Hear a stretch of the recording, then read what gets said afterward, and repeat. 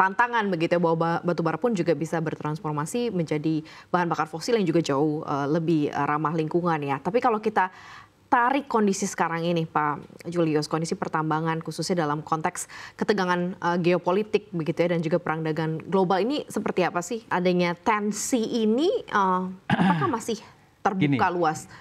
Saya melihat banyak sekali perkembangan-perkembangan yang semakin membulatkan hati kami bahwa lebih baik untuk produksi dalam negeri daripada ekspor.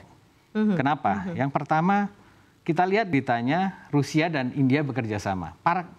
Pangsa pasar batu bara kita itu di mana sih yang besar? India dan Cina. India sudah kerjasama dengan Rusia, so apa yang kita jual lagi ke India? There will be less and less to sell because they got a supply from Russia and definitely will be cheaper. Satu. Yang kedua, Cina. Sorry, kita menaikkan HBA yang di atas ICI. Oke. Implikasinya apa? Implikasinya adalah harga batu bara yang dijual menjadi lebih mahal, harus dibayar lebih tinggi oleh pembeli kita, padahal tidak berubah barangnya. Hanya karena kita menaikkan angkanya saja, nilai jualnya supaya ada pajak yang masuk.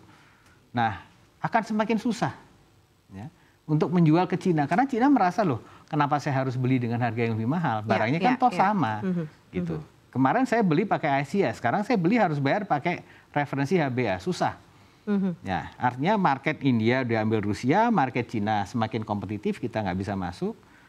Sekarang kenapa tidak domestik saja begitu exactly, ya? Fokus. Let's explore something, we develop something yang bisa bermanfaat lebih banyak untuk market lokal yang lebih banyak kebutuhannya. Gitu.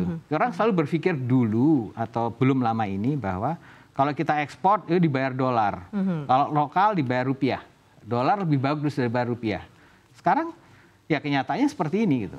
Oke, berarti ini agak sedikit mematahkan harapan di mana Indonesia sebenarnya bisa memegang kunci sebagai pemegang rantai pasok global begitu. Nah ini seperti apa Pak? Karena tadi Anda mengatakan bahwa kenapa kita nggak fokus dalam negeri saja begitu.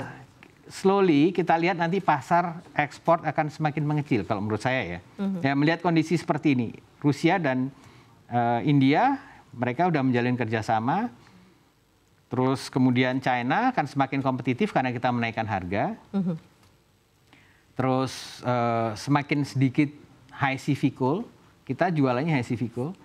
Mungkin kita sedikit tertolong oleh Australia yang sudah menghentikan operasional tambangnya. Sekarang mereka 2034, mereka membuat keputusan bahwa 2034 sudah tidak ada lagi batu bara keluar dari bumi Australia. 10 tahun adalah masa persiapan reklamasi dan lain-lain. Sudah lewat masanya. Sekarang mereka dalam proses reklamasi untuk menyelesaikan tambang batu baranya yang high CV coal. Nah, kita masih ada lowongan di sini nih, karena ditinggalkan oleh Australia. Tapi sebenarnya potensi paling besar di bumi Nusantara ini adalah low CV coal yang harus kita kelola, harus kita olah. Gitu. Itu saja kebetulan satu. Yang sisanya adalah market situations yang ya kurang menguntungkan. Tapi bisa akan diserap maksimal atau tidak di kebutuhan domestik dalam negeri? Seharusnya akan demikian karena hopefully kita juga industri bisa tumbuh, ada kebutuhan batu bara juga lebih banyak artinya. Gitu. Karena kalau kita hanya sekedar ekspor dengan kondisi pasar seperti ini ya akan semakin tough competition-nya, dan sebagai pengusaha kita harus cari jalan keluar apa yang terbaik selain hanya menjual batu baranya saja. Oke. Itu realitinya seperti itu. Realitinya seperti itu.